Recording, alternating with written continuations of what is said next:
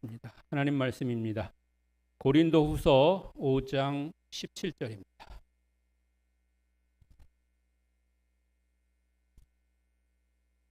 고린도후서 5장 17절로 21절까지의 말씀 함께 봉독하시겠습니다. 그런즉 누구든지 그리스도 안에 있으면 새로운 피조물이라. 이전 것은 지나갔으니 보라 새 것이 되었도다. 모든 것이 하나님께로서 났으며 그가 그리스도로 말미암아 우리를 자기와 화목하게 하시고 또 우리에게 화목하게 하는 직분을 주셨으니 곧 하나님께서 그리스도 안에 계시사 세상을 자기와 화목하게 하시며 그들의 죄를 그들에게 돌리지 아니하시고 화목하게 하는 말씀을 우리에게 부탁하셨느니라. 그러므로 우리가 그리스도를 대신하여 사신이 되어 하나님이 우리를 통하여 너희를 권면하시는 것 같이 그리스도를 대신하여 간청하노니 너희는 하나님과 화목하라. 하나님이 죄를 알지도 못하신 이를 우리를 대신하여 죄로 삼으신 것은 우리로 하여금 그 안에서 하나님의 의가 되게 하려 하심이라. 아멘. 할렐루야. 지난 설 명절 잘 보내셨습니까? 연휴이기도 했고 또 우리 교회적으로도 예배나 모임이 없었던 그런 한 주간이기도 했습니다. 그래서 이렇게 푹 쉬다 오셔서 그러신지 찬양대도 한 톤 이게 좀 소리가 줄은 것 같고 저도 목소리가 조금 옛날보다는 좀 작은 것 같습니다. 저는 늘 그랬지만은 연휴나 혹 쉬는 날이라도 하루에 한 번씩 교회에 꼭 옵니다. 목사님이 교회 사는 거 아니에요? 어디 사는데 맨날 오냐고. 교회 살지 않고 외부에 삽니다. 때로는 교회 안에 살았으면 좋겠다 이런 생각을 해요. 왜냐하면 맨날 왔다 갔다 하려니까 너무 사실은 힘들고 어려운 적도 있습니다. 이번 연휴에도 매일 교회에 들러갔고 잠깐씩이라도 좀 기도하고 둘러보고 이렇게 했는데요. 제가 알기로는 연휴 기간 동안에 한 분의 권사님이 교회에 오셔가지고 세차도 하시고 뭐 이렇게 이러저런 걸 돌아보시고 그렇게 하신 것을 제가 알고 있습니다. 호명은 하지 않지만 주의 이름으로 축복합니다. 물론 뭐 제가 안 볼 때도 하신 분들도 많이 계시겠죠. 그것도 제가 직접 본 거는 물론 아닙니다만은 수고하신 분들이 많이 계실 텐데요. 하나님이 다 보셨을 줄로 믿습니다. 그리고 하나님은 우리의 중심을 보시고 또 우리의 모든 것을 아시기 때문에 모든 것 다 받으시고 기뻐하시며 또 축복해 주실 줄로 믿습니다. 그런데 뭐 연휴는 쉬라고 있는 거니까요. 뭐 푹 쉬신 분들은 잘하신 겁니다. 교회 절대 오면 안 되고요. 쉬라고 할 때는 꼭 또 이렇게 쉬라고 하면 또 잘 못 알아듣고 교회 와갖고 오늘 예배 없어요 이렇게 전화하는 사람들이 가끔 있거든요. 다행히 이번 명절 때는 없었습니다만은 잘 쉬시는 것도 좋은 겁니다. 왜냐하면 우리가 때로 객지에서 고생하던 아들, 딸이 집에 와서 편히 쉬면 왜 이렇게 쉬냐 이렇게 그렇게 나무라는 게 아니라 그래 편히 쉬다 가라 이렇게 하잖아요. 그게 부모 마음이고 그게 아버지 하나님의 마음입니다. 그러니까 우리가 쉴 때는 푹 쉬고 또 일할 때는 열심히 하고 그런 것들이 필요한 거죠.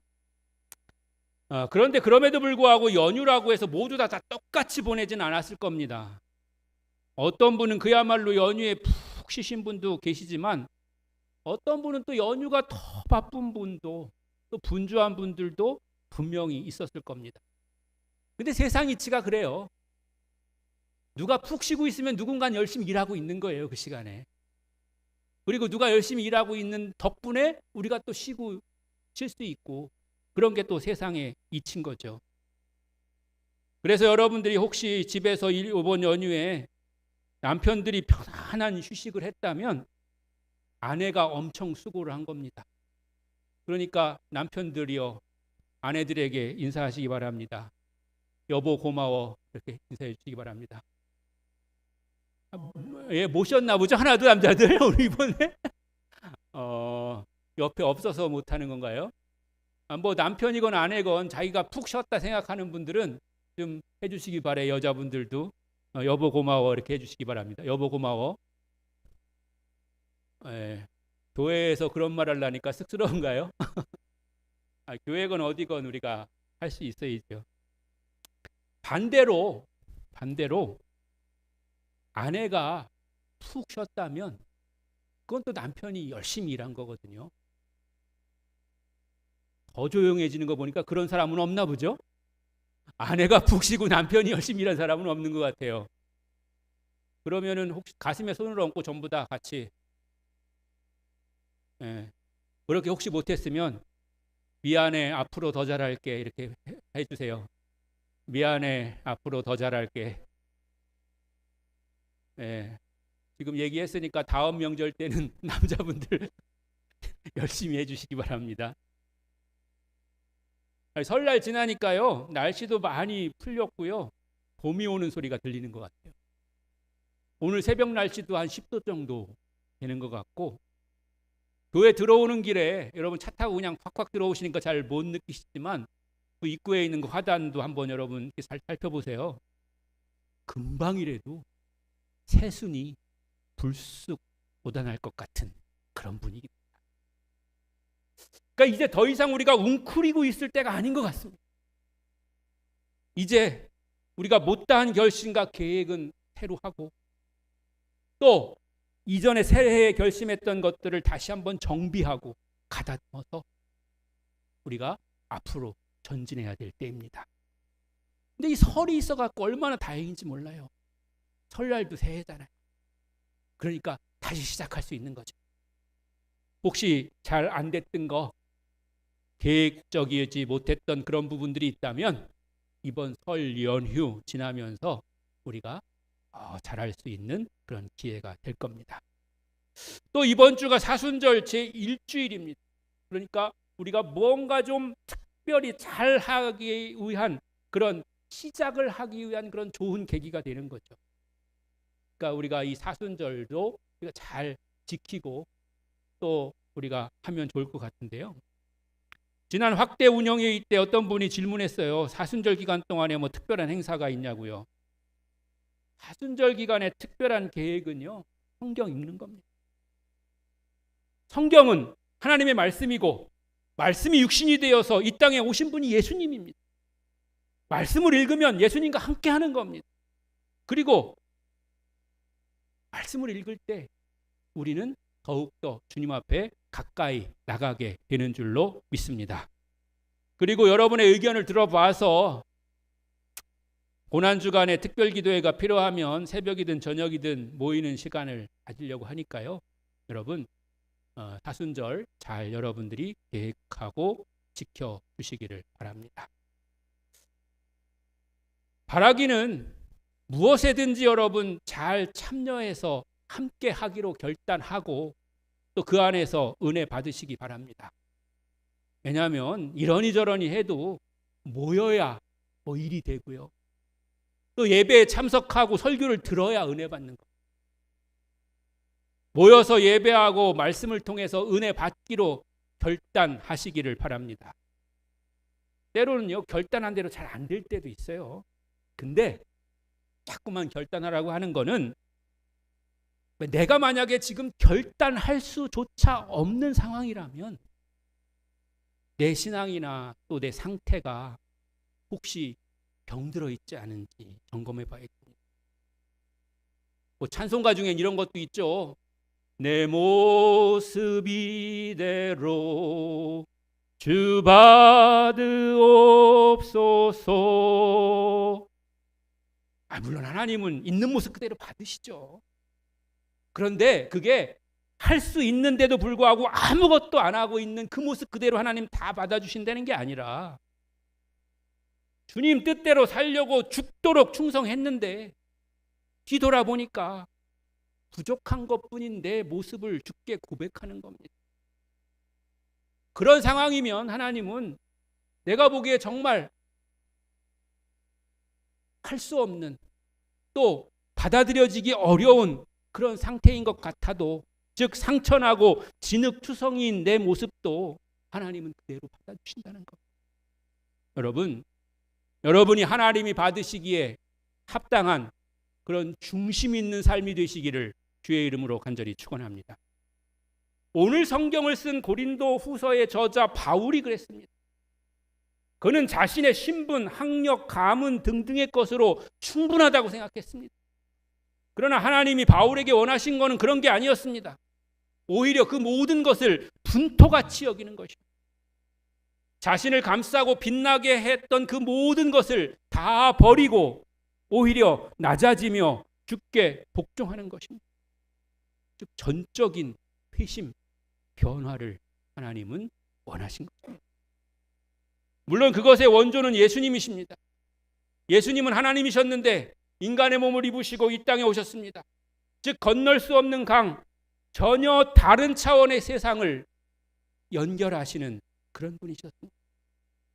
그 사실을 성경은 이렇게 증언하고 있습니다. 빌립보서 2장 5절로 11절입니다. 시작.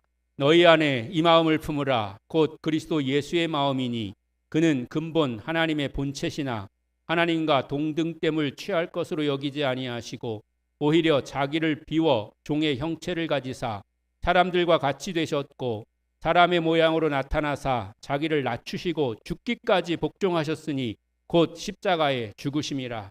이러므로 하나님이 그를 지극히 높여 모든 이름 위에 뛰어난 이름을 주사 하늘에 있는 자들과 땅에 있는 자들과 땅 아래에 있는 자들로 모든 무릎을 예수의 이름에 꿇게 하시고 모든 입으로 예수 그리스도를 주라 시인하여 하나님 아버지께 영광을 돌리게 하셨느니라. 아멘. 지난주에 설교 기억나시죠? 그리스도가 지신 십자가가 바로 그겁니다. 제가 통나무 십자가 진 이야기도 했습니다. 우리가 져야 될 십자가가 있다는 겁니다. 오늘 본문에 나오는 직분, 그것은 바로 그리스도의 십자가입니다. 그리고 그게 내 십자가입니다. 여러분이 오늘 우리에게 새로운 직분을 예수님은 주시려고 하는 겁니다. 기존에 가지고 있는 그런 직분 아닙니다. 권사, 집사, 장로, 목사 그런 거 아닙니다. 선교부장, 교육부장, 남성교회장, 여성교회장, 청년회장 그런 것도 아닙니다. 아니 오히려 그런 직분이 우리를 힘들게 하고 부담스럽게 했고 또한 우리를 교만하게 했는지도 모릅니다. 하나님을 잘 믿는 것 같고 충성하는 것 같아서 임명했는데 오히려 그 직분이 우리의 신앙에 걸림돌이 된 경우도 있습니다. 우연히 만나게 된 사람과 대화하다 보면 그가 왕년에 교회에서 중책을 맡았던 사람이라는 이야기를 듣게 되는 경우가 있습니다.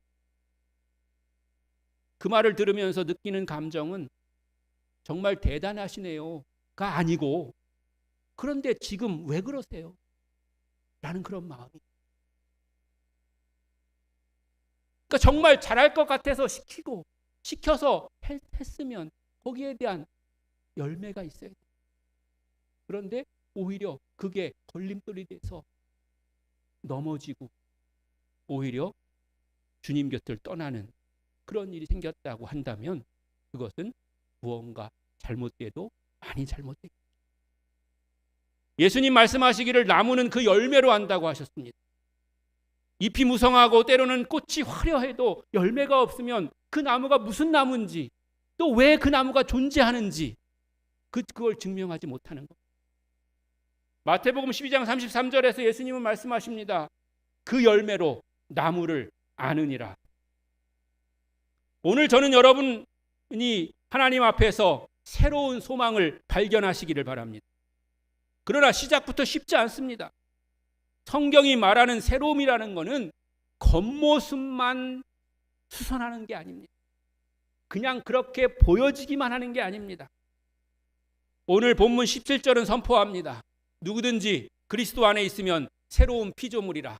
이전 것은 지나갔으니 보라 새 것이 되었도다.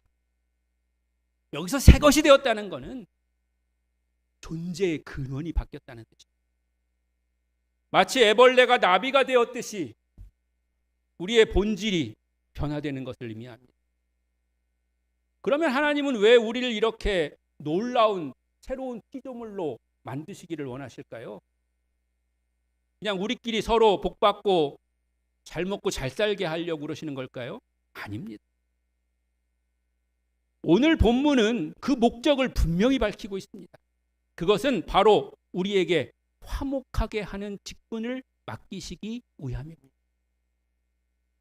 오늘 이 말씀을 통해서 여러분이 받은 이 영광스러운 직분의 가치를 깨닫고 갈등 많은 이 세상 속에서 화목하게 하는 직분의 사람으로 화목의 통로로 쓰임받는 은혜가 여러분 모두에게 있기를 축복합니다. 17절에 누구든지 그리스도 안에 있으면 이라는 조건은 기독교 신앙의 핵심입니다. 안에 있어야 된다는 건데요. 그 말은 단순히 장소를 말하는 게 아닙니다. 그것은 마치 나무에 접붙여진 가지처럼 원래는 베어져서 떨어져 있는 거지만 접붙여져 가지고 그 원목으로부터의 진액을 공급받고 생명을 얻게 되는 그런 것을 말하는 것입니다. 우리의 생명이 그리스도의 생명과 연결되어 있다는 그런 신비로운 연합을 말하는 것입니다. 교회 현장에서 보면 많은 성도가 교회 마당은 밟지만 여전히 자기 생각과 자기 고집 안에 머물러 있는 것을 봅니다. 아무도 그 고집을 꺾지 못합니다. 그런데 더 문제는 그런 분이 중직자가 되면 그의 그런 태도가 또 생각이 교회의 방향을 결정하게 된다는 겁니다. 그의 말이나 의견에 누구도 토를 달지 않습니다. 그 의견이 옳아서가 아니고 다툼을 피하기 위해서입니다. 여러분의 주변을 한번 둘러보십시오.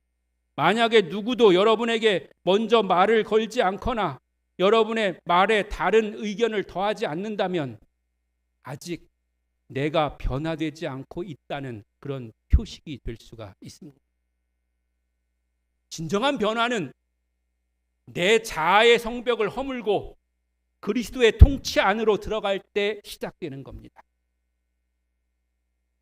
즉 내가 나를 주장하는 것이 아니라 주께서 나를 주장하시도록 나를 내어드리는 것입니다. 보라 새 것이 되었도다 라는 선포는 현재 완료형입니다. 이미 이루어졌다는 겁니다. 이전 건 뭡니까? 죄의 습성, 정죄감, 세상적인 가치관, 그리고 나 중심의 이기심입니다. 이것들은 이미 십자가에 못 박혀 법적으로 사형 선고를 받은 겁니다.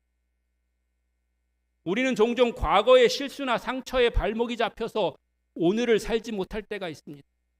하지만 새로운 피조물은요, 백밀러만 보고 운전하는 운전수가 아니고요, 앞유리를 통해서 펼쳐질 하나님 나라를 보면서 희망을 가지고 달려가는 그런 사람인 것입니다. 그렇다고 백밀러를 전혀 보지 말라는 게 아닙니다. 필요할 때 자신의 방향을 확인하기 위해서 백밀러는 볼 수 있습니다. 굳이 말하자면 앞을 바라보는 게 8알이면 백밀러를 보는 건 2알만 살피면 됩니다. 다시 한번 말하자면 하나님은 우리를 리모델링 하시는 분이 아닙니다. 우리 안에 예수의 생명을 심어서 새로운 존재로 거듭나게 하시는 겁니다. 이전 것은 지나갔으니 보라 새 것이 되었도다. 새로운 피조물이 되었다는 것은 내 눈이 바뀌었다는 겁니다. 이전에는 사람을 외모로 보고 재력으로 보고 이 사람 나에게 이익이 되는지 이런 걸로 판단합니다. 그런데 변화된 사람은 이제 그를 영혼의 무게로 보기 시작합니다. 여러분 옆에 계신 분을 한번 바라봐 보십시오. 예전에는 그냥 김 집사님, 이 권사님이었지만 이제는 그리스도의 피로 사신 고귀한 형제와 자매로 보여야 합니다.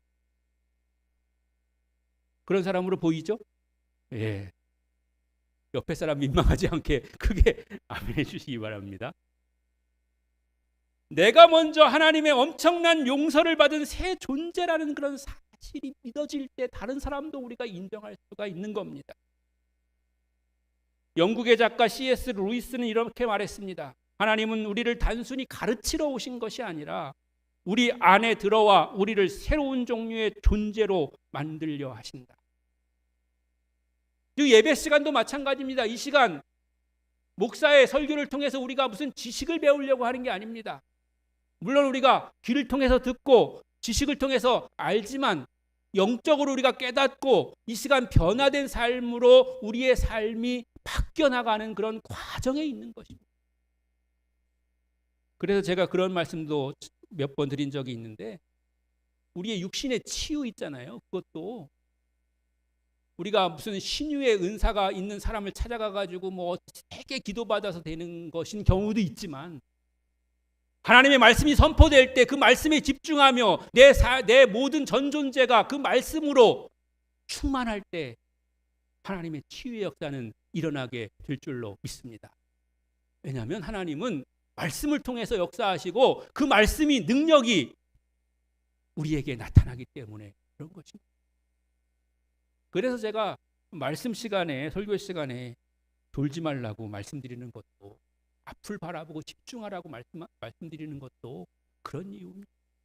왜냐하면 우리의 눈이 마음의 창이고 우리의 영혼이 그 눈을 통해서 또 나타나는 거잖아요. 그냥 귀로만 듣고만 있으면 듣긴 다 들어요, 이렇게 말해서 되는 것만이 아니라는 거죠.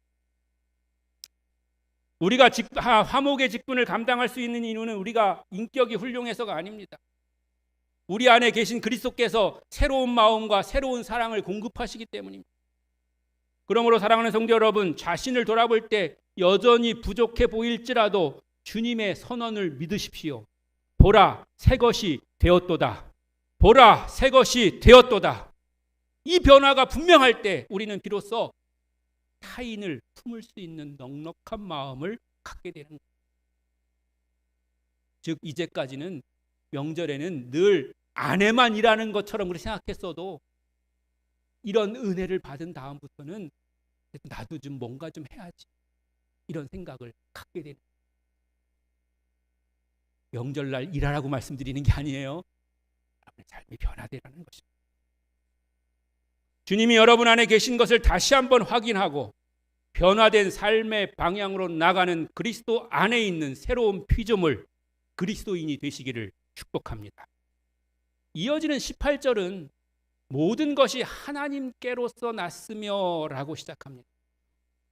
화목은 인간의 아이디어가 아닙니다. 생각 안에 머무는 것이 아닙니다. 우리가 하나님께 화해를 또한 요청하는 것도 아닙니다. 인간은 그럴 자격이 없습니다. 오히려 거룩하신 하나님이 죄인인 인간을 먼저 찾아오신 거예요. 에덴 동산에서 맨 처음 범죄한 아담이 나무 뒤에 숨었을 때에 하나님께서 아담아, 아담아, 내가 어디 있느냐? 라고 아담을 부르십니다. 몰라서 물으신 게 아닙니다. 화해의 기회를 주시려고 먼저 찾아가신 것입니다. 우리에게는 대인관계나 이웃과의 관계도 그렇지 않습니까? 누가 먼저 사과하느냐가 자존심 싸움이 됩니다. 하지만 복음을 아는 사람은 자존심을 버리고 먼저 손을 내밉니다. 왜냐하면 하나님이 우리에게 그렇게 해 주셨기 때문에 그런 것이죠. 그리고 그게 쌍방적인 거면 먼저 손 내밀고, 혹시 나 혼자 서운했던 거면 나 스스로 그냥 딱 잊어버리면 되는 거죠. 그런 지혜와 분별력이 있어야 되는 거죠. 우리 찬양 한번 같이 해볼 텐데요. 영상 나오니까요. 거기 여러분 좀 따라서 같이 해보시면 되겠습니다. 이어지는 그 다음 21절은 성경 전체에서 가장 신학적인 의미를 담고 있습니다. 하나님이 죄를 알지도 못하시는 이를 우리를 대신하여 죄로 삼으셨다는 겁니다. 무슨 뜻입니까? 죄가 없는 거룩하신 예수님이 십자가 위에서 죄덩어리가 됐다는 겁니다. 그분이 나의 시기, 질투, 분노, 음란의 죄를 뒤집어 쓰신 겁니다. 그리고 그 대가로 내가 그분의 의로운 옷을 대신 입게 되었습니다. 이런 경우 우리는 그분 앞에 설 때 어쩔 줄을 몰라 해야 합니다. 도저히 말이 안 되는 일이기 때문에 그렇습니다. 그리고 금방 우리가 함께 불렀던 찬양에 나온 것처럼 이 세상 사람들과의 관계 속에서도 마찬가지입니다.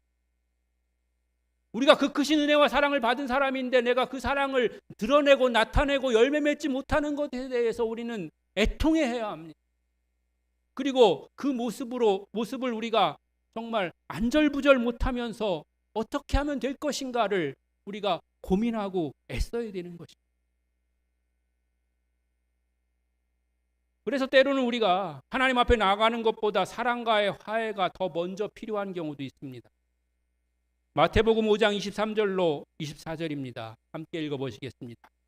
그러므로 예물을 제단에 드리려다가 거기서 네 형제에게 원망 들을 만한 일이 있는 것이 생각나거든 예물을 제단 앞에 두고 먼저 가서 형제와 화목하고 그 후에 와서 예물을 드리라. 아멘. 그러니까 두 종류인 거죠. 하나님 앞에서도 우리가 의로움을 덧입어야 되겠지만 사랑과의 관계 속에서도 우리가 잘 행해야 된다는 것입니다. 사랑과의 그런 관계 속에서 해결해야 될 문제들이 있으면 그것도 잘 해결해야 되는 것이죠. 그리고 나서 하나님께 나아가게 되는 거죠. 물론 그보다 먼저 우리에게 주신 하나님의 은총이 있습니다. 그것을 가지고 우리가 살아가는 그런 것입니다. 나의 자존심, 나의 곤조로는 할 수 없는데 하나님의 은혜로 할 수 있는 것입니다. 사람 앞에서는 접히지 않던 무릎이, 구부러지지 않던 허리가, 숙여지지 않던 목이 그리스도 때문에 접히고 구부러지고 숙여지는 겁니다. 그분과 같이 자신을 낮추는 것입니다. 더 나아가서 우리에게 잘못한 사람들도 용납하는 것입니다. 우리 안에 있는 상대방의 죄의 목록을 지워버리는 것입니다. 그리스도가 우리의 죄의 목록을 지워버렸듯이 말입니다. 이제 우리 안에는 내 죄의 목록이 아니라 예수님의 의의 목록이 기록되어 있습니다. 하나님은 우리를 보실 때 우리의 허물을 보지 않으시고 우리를 덮고 있는 예수님의 의를 보십니다. 그것이 화목의 말씀으로 우리에게 오신 예수님의 모습입니다. 이 화목의 원리를 우리에게 적용해 나가야 되는 것입니다. 19절에 그들의 허물을 그들에게 돌리지 아니하시고 라는 말씀이 있습니다. 화목하게 하는 사람은 상대방의 잘못을 일일이 계산하여 쌓아두지 않는 것입니다. 우리가 누군가와 갈등할 때 먼저 하는 일이 무엇입니까? 그 사람이 나에게 잘못한 것들을 일일이 기록하여 목록으로 만들어 놓는 일입니다. 나는 그런 적 없는데요. 여러분의 마음속에 다 새겨 있어요. 그러나 그 목록을 그리스도의 피로 지워버려야 됩니다. 화목의 근거는 그냥 참는 게 아닙니다. 그리스도께서 이미 다 지불하셨기 때문에 그걸 믿고 상대방의 죄를 묻지 않는 것입니다. 그리고 그럼에도 불구하고 상대방과의 그런 거래 가운데서, 관계 가운데서 갚아야 될 것이나 해결해야 될 것이 있으면 그거는 해결해야 되겠죠. 그러나 마음으로부터 먼저 우리가 용서하고 나아가는 것이죠. 이 은혜가 있을 때 우리 마음속에 있는 쓴뿌리들이 녹여지고 우리는 주님의 거룩한 자녀로 거듭나게 될 줄로 믿습니다. 마지막으로 20절에서 바울은 우리를 사신, 즉 대사라고 부릅니다. 대사는 파견된 나라에서 자신의 안위만을 돌보는 사람이 아니라 오직 자기를 보낸 왕의 통치와 뜻을 대변하는 사람들입니다. 우리가 이 땅에 살아가는 이유는 단순히 돈을 벌고 자녀를 키우는 데 있지 않습니다. 우리는 하나님 나라의 전권 대사로 이 땅에 파견됐습니다. 여러분이 직장에 가는 것은 돈을 벌기 위해서만이 아니라 그곳에 하나님의 평화를 심기 위해서입니다. 그런데 그 대사가 무례하거나 정직하지 못하면 본국의 명예가 실추되는 것입니다. 요즘 현 시대에 목사도 신자도 세상에서 지탄받는 이유는 하나님의 나라의 대사의 본분을 우리가 잊어버리고 우리의 유익만을 챙기고 살아가고 있지 않은지 우리는 돌아봐야 되는 것입니다. 하나님은 우리에게 직분만 주신 것이 아니라 화목하게 하는 말씀도 부탁하셨습니다. 여기서 부탁하셨다는 것은 맡기셨다는 뜻입니다. 우리의 입술에는 두 가지 권세가 있잖아요. 살리기도 하고 죽이기도 합니다. 비난과 정죄는 관계를 파괴하지만 복음의 말씀은 관계를 살리는 겁니다. 교회 안에서나 지역사회에서 누군가 비난받고 있을 때 화목의 대사는 어떻게 해야 할까요? 함께 비난의 돌을 던지는 것이 아니라 그리스도의 사랑으로 덮어주고 화해의 말을 건네주며 또 서로 잘 조정될 수 있도록 그런 중간 역할을 해주는 겁니다. 근데 조정 역할도 하려면요, 자기가 잘 준비되어 있어야 되는 거예요. 자기가 원래 그런 거에 있어서 본이 되어야 되는 거예요. 자기는 그렇지 못하면서 괜히 남의 사이에 끼어들면 더 큰 분란만 생기는 거죠.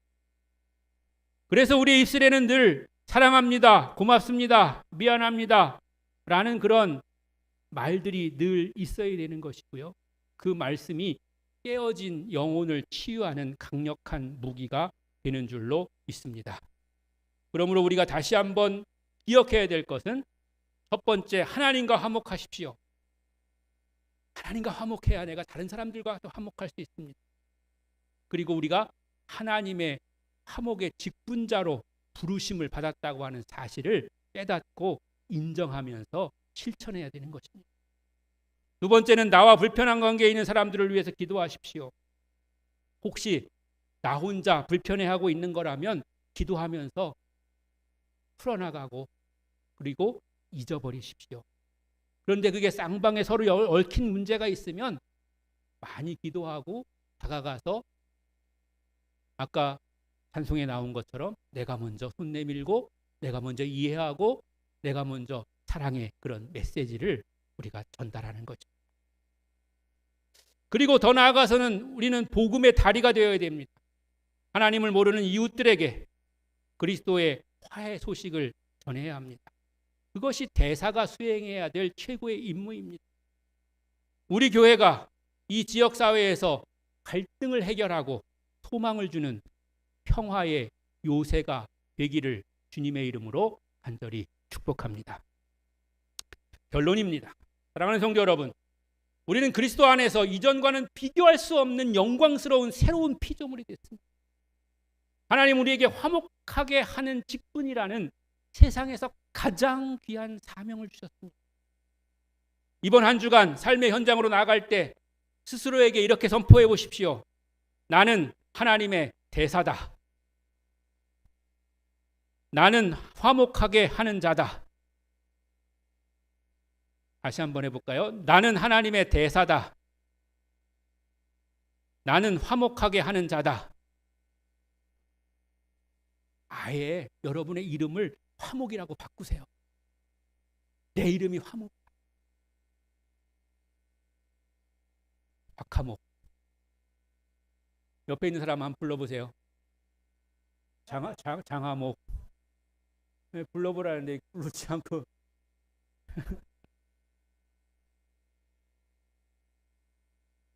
우리가 화목할 때 하나님과의 뜨거운 관계가 회복되고 그 은혜의 힘으로 가정에서, 일터에서, 그리고 우리 교회 안에서 막힌 담을 허무는 다리가 될 수 있을 줄로 믿습니다. 만약에 여러분이 대사로 파견됐는데 그 대사가 품위를 잃어버리고 시장 바닥에서 싸우고 있으면 우리를 보낸 왕이 얼마나 부끄러워하시겠습니까? 이번 주에 혹시 화가 나는 일이 생기더라도 속으로 생각하십시오. 아, 나 하나님 대사였지. 하나님의 화목하게 하는 직분자였지. 아우, 내 이름이 박화목이었지.